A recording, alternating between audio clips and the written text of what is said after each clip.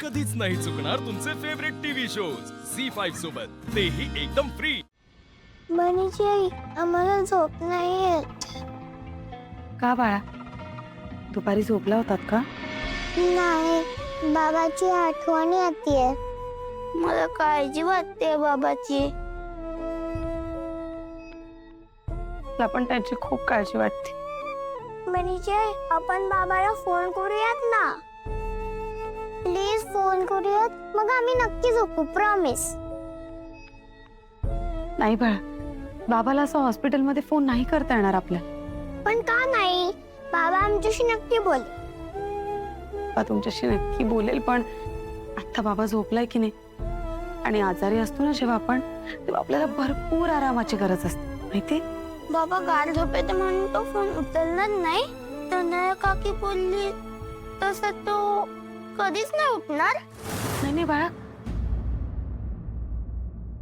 नाही बोलायचं। बाबा लवकर बरा होणार आणि घरी पण लवकर येणार। बनीची आई, आमची आधीची आई पण अशीच देव बाप्पाच्या घरी गेली।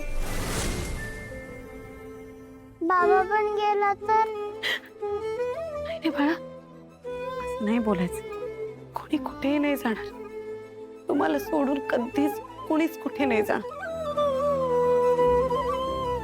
आम्ही बाबा, मग तनया काकू असं का बोलली?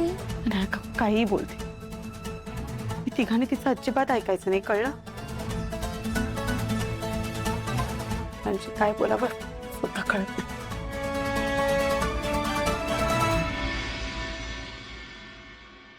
बरं, मी तुम्हा सगळ्यांना एक सिक्रेट सांगू? हो। बाबा आत्ता जरी झोपलेला असेल ना, तरी गाढ झोपेत। बरं, गाढ झोपेत। बाबा गाढ झोपेत असला ना, तरी आपण जे काही बोलतो ना, त्याला सगळं कळतं, माहिती? खरंच? हो, खरंच। मला सांगा, तुम्ही जर असे घाबरून गेलात तर आवडणार आहे का बाबाला? नाही ना।